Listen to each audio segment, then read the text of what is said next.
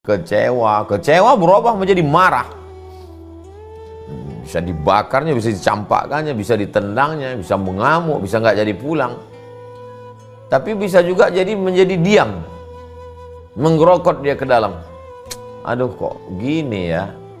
Akhirnya sedih, nangis, putus asa, kehilangan harapan, tidak ada lagi masa depan. Makanya yang bisa menguatkan itu, ya kalau orang yang tidak terikat dengan Islam, dia pasti akan mengatakan, psikolog-psikolog yang nasionalis, dia akan mengatakan kembali ke agama masing-masing ya Bapak Ibu. Tapi kalau kita sebagai seorang muslim, ya kembalinya inna lillah wa inna ilaihi raji'un. Innallaha katabal maqadir, Allah sudah menuliskan takdir. 50.000 sanah, 50.000 tahun qabla an yakhluqas samawati wal ard, sebelum Allah menciptakan langit dan bumi. Apa yang saya alami hari yang terjadi ini sudah ditetapkan Allah Subhanahu wa taala. Saya jalani saja. Saya kan sudah ikhtiar, saya kan sudah usaha. Terus apa bedanya dengan Jabariyah aliran sesat, Ustadz? Jabariyah itu sebelum usaha sudah berserah duluan. Kalau ahlu sunnah tidak. Ahlu sunnah itu ada al-kasbunya. Kasbu itu usaha. Udah usaha, kerja, pasang target, ternyata tidak sesuai. Ya tidak ada jalan lain kecuali ridho menerima ketetapan Allah. Itu menghilangkan kekecewaan. Selalu ditancapkan ke dalam kepala bahwa ini sudah tertulis 50.000 tahun sebelum Allah menciptakan langit dan bumi. Setiap terlintas kekecewaan, pukul dengan itu. Begitu datang dia terlintas, langsung segera pukul. Wasta'inu bis sabri, tahan, wassalah. Salat, ya makna salat, ambil wudhu, salat. Salat makna yang lain adalah zikir, ingat Allah. Salat maknanya doa. Salat memang betul-betul salat, ambil salat sunat, terserah, salat sunat duha, kalau malam salat sunat tahajud, salat sunat hajat, salat sunat taubat, salat sunat mutlak, salat sunat minta supaya diberikan Allah kekuatan. Salat maknanya zikir. Subhanallah bihamdihi, subhanallahil azim, Allahumma sholli ala sayyidina Muhammad. Menguatkan hati. Salat dengan makna doa. Ya muqallibal qulub, engkau yang membolak-balikkan hati, kuatkan aku ya Allah, kuatkan aku ya Allah, kuatkan aku ya Allah. Kembalinya memang mesti kepada Allah Subhanahu wa taala. Setiap kali pikiran itu berkalau-kalau, kalaulah kemarin, kalaulah kemarin, kalaulah kemarin. Kalau itu adalah pintu setan masuk, kunci pertama kalau. Maka kalaunya itu dibuang. Orang yang sibuk berzikir tidak sempat ia berkalau-kalau. Subhanallah bihamdihi, subhanallahil azim, subhanallah bihamdihi, subhanallahil azim, subhanallah bihamdihi, subhanallahil azim. Atau dia istighfar, astaghfirullahalazim, astaghfirullahalazim, astaghfirullahalazim, astaghfirullahalazim, astaghfirullahalazim. Jadi kalau dia pergi ke rumah-rumah spiritual, nanti masternya akan mengatakan, pejamkan mata, kosongkan pikiran, jangan ingat apapun, hilangkan semua, konsen pada nafas, tarik nafas, tahan sejenak, hembuskan nafas dari mulut. Sebenarnya dia ingin mengalihkan konsentrasi kita. Yang sebelumnya kita konsen terhadap masalah kita itu. Kenapa kemarin aku investasi ini, kenapa kemarin ini, kenapa nggak dengar omong ini, kenapa nggak di sini. Itulah yang jahat di kepala itu. Makanya selalu mereka mengatakan how you can stop your mind. Bagaimana Anda bisa menghentikan pikiran Anda? Karena yang jahat itu pikiran. Akhirnya diajak untuk mendengar gemericik air terjun, mendengar suara kicau burung, memperhatikan hembusan napas, tarik, hembus. Sebenarnya kita sedang diajak untuk out the box, keluar dari kotak. Ini ibarat kita di dalam kotak, ada gas bocor di situ. Jadi si master ingin mengajak keluar dari ruangan gas bocor ini, pindah ke ruang lain. Dengan cara memperhatikan napas, dengan cara menyebut nama-nama tertentu. Kalau di dalam Islam, kita disuruh baca Quran. Ketika kita baca Quran, kita fresh. Karena kita udah keluar dari situ. Bismillahirrahmanirrahim. Yasin wal Qur'anil Hakim innaka laminal mursalin ala siratim mustaqim. Ini udah stop ini. Makanya baca Quran itu dengan suara. Bingung saya Pak Ustadz, kata Habib ini banyak sholawat. Allahumma salli ala sayyidina, Allahumma salli ala sayyidina Muhammadin tibbil qulubi wa dawaiha. Sebenarnya Habib ingin mengeluarkan kita dari kotak kekecewaan itu dengan cara sholawat. Pergi ke orang tarekat, kata Syekh tarekat, banyak zikir Allah, Allah, Allah, Allah, Allah, Allah, Allah, Allah, Allah, Allah. Sebenarnya mereka ingin mengeluarkan kita dari kotak kekecewaan itu dengan Allah, Allah. Nanti pergi ke Ustadz ini, kata Ustadz, baca zikir pagi petang, habis subuh zikirnya ini, habis asar ini. Mereka tidak menjelaskan apa tujuannya, yang penting zikir aja. Sebenarnya mau zikir pagi petang, mau maksurat, mau zikir Allah Allah, mau zikir subhanallah bihamdihi, mau sholawat, kita sedang diajak menghentikan ini, yang nakal, yang jahat ini. Lalu kita dibawa keluar dari kotak kekecewaan kepada kotak harapan baru. Itulah hebatnya Islam. Ini kecewa terhadap benda. Benda apa aja yang kita kecewakan? Terhadap rumah, terhadap kendaraan, terhadap perhiasan, terhadap kehilangan, terhadap bangunan, dan lain-lain kekecewaan. Yang ketiga adalah kecewaan terhadap person, orang. Kecewa terhadap pasangan. Berharap pasangan itu ya yang wah, sesuatu yang tidak salah. Namanya manusia tetap ada harapan-harapan. Tapi lalu kemudian maka muncul kekecewaan. Beda sama benda. Kalau benda tak bisa kita rubah. Tapi kalau manusia, dia bisa dirubah. Maka ada nasihat, ada perubahan terhadap anak. Anak disekolahkan, habis sekolah dipondokkan, habis pondok dikuliahkan.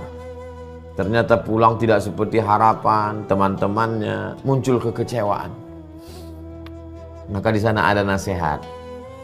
Nasihat bisa langsung dari mulut sendiri, nasihat dari orang lain.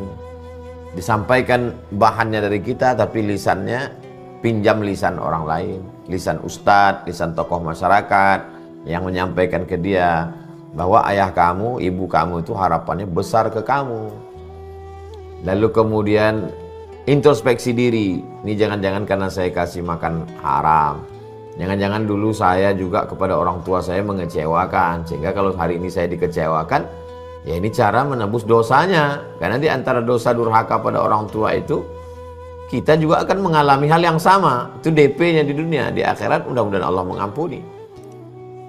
Kecewa terhadap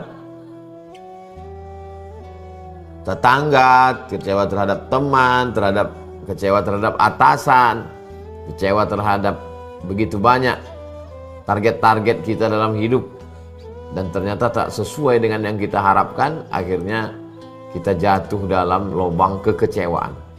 Semakin dalam kita biarkan diri kita, semakin tenggelam, semakin sakit, semakin merana, semakin kecewa, semakin putus asa, semakin depresi, makan obat tidak selesai, konsultasi, konsultan juga tidak memberikan solusi, dia kasih obat tidur, akhirnya fatal, bunuh diri. Makanya tidak ada jalan lain, ya ayyuhalladzina amanu, hai orang beriman, ista'inu, minta tolong, bisabri, dengan sabar, wassalah, sholat, minta tolongnya hanya kepada Allah. Inna lillah, kita dari Allah, wa inna ilaihi raji'un, dan kita pun akan kembali kepada Allah subhanahu wa ta'ala. Ustadz mengalami kekecewaan dalam hidup, ya. Saya sudah menyusun bahwa saya nanti akan ke Mesir tahun 98, selesainya 2002, 4 tahun. Habis itu nanti saya akan langsung ke Sudan, berarti 2 tahun. Habis itu nanti saya akan lanjut lagi S3, 3 tahun. 3, 2, 3, berarti 9 tahun. Sebelum umur 30 saya mesti doktor. Berarti kalau sudah doktor nanti saya akan pergi ke Malaysia, membawa ijazah saya itu, ijazah S1, S2, S3 akan saya bawa ke Malaysia atau ke Brunei Darussalam, karena saya tidak ada harapan di Indonesia, karena saya tak punya orang dalam. susah kalau untuk lulus jadi dosen, maka saya terpikir berarti saya modal ijazah itu saya akan jadi dosen nanti di Kuala Lumpur sebelum umur 30. Kalau saya sudah jadi dosen, saya akan jemput emak dari kampung, saya akan bahagiakan dia.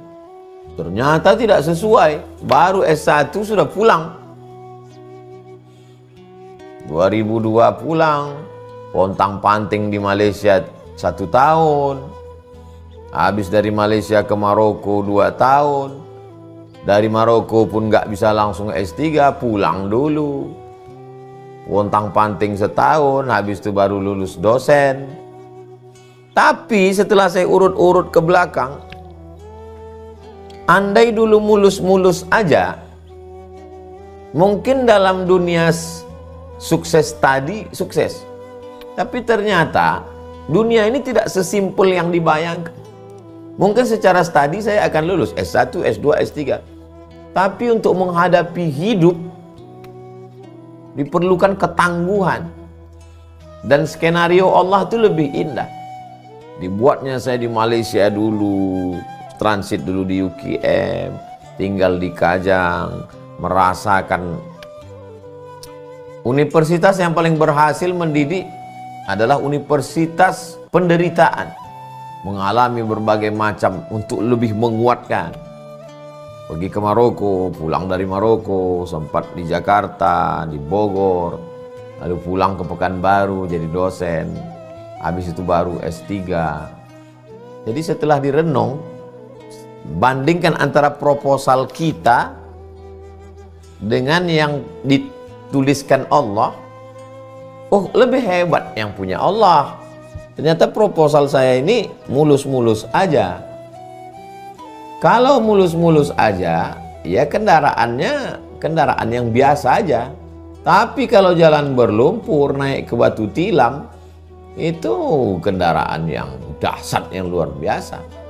Kalau hanya danau yang tenang-tenang, itu bahteranya biasa, nakodanya pun biasa. Tapi kalau angin puting beliung, karangnya tajam, kapalnya tangguh, nakodanya pun luar biasa. Tapi kita baru bisa ngomong begitu kan setelah melewati. Ketika sedang berada di tengah pukulan ombak yang dahsyat itu, maka yang menolong kita itu ya teman, ya saudara. Orang yang menang, dia punya banyak teman. Orang yang kalah, dia punya sahabat sejati. Nah, jadi ketika kita sedang berada di pukulan angin kencang itu, ingatlah siapa yang memberikan kita kekuatan. Siapa orang-orang yang menyabarkan kita. Itu teman yang jangan sampai dilepas. Karena mereka adalah obat segala kekecewaan. Kekecewaan itu bisa dihilangkan dengan persahabatan, persaudaraan. Maka persaudaraan karena Allah Subhanahu wa taala. Makanya kata Nabi, rajulani, 2 orang, tahabba fillah, berkasih sayang karena Allah, ijtama'a alaih, bertemu berkumpul karena Allah, wa tafarraqa alaih, berpisah pun juga karena Allah. Banyak teman ketawa, tapi tak banyak teman menangis. Nah, jadi di antara yang mengobati kecewaan itu adalah teman, sahabat. Kita kalau sedang kecewa itu seperti hanyut di sungai, semua kita tarik. Jangankan bambu lapuk, rumput lapuk pun kita tarik, karena kita sedang hanyut. Tapi ketika ada orang yang mengulurkan tongkatnya saat itu, wah itu luar biasa. Kebanyakan malah bertepuk tangan menikmati melihat orang hanyut.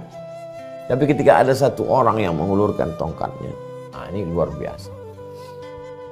Jadi sebenarnya di balik itu ada hikmah-hikmah. Hanya saja melihat sesuatu dengan hikmah itu kan perlu kacamata. Bagaimana kita bisa nampak hikmah kalau kacamatanya belum kita pasang? Andai kacanya ada pun mata kita tertutup. Karena kita sedang kalut, sedang galau, sedang susah. Ada orang lain yang menarik tangan kita keluar dari tempat itu. Kak, ketika itu dia katakan, dunia ini luas loh. Apa yang kau alami ini belum ada apa-apanya dibandingkan dengan Nabi Ayub alaihissalam, dengan Nabi Nuh alaihissalam. Makanya orang selalu senang mendengar ceramah.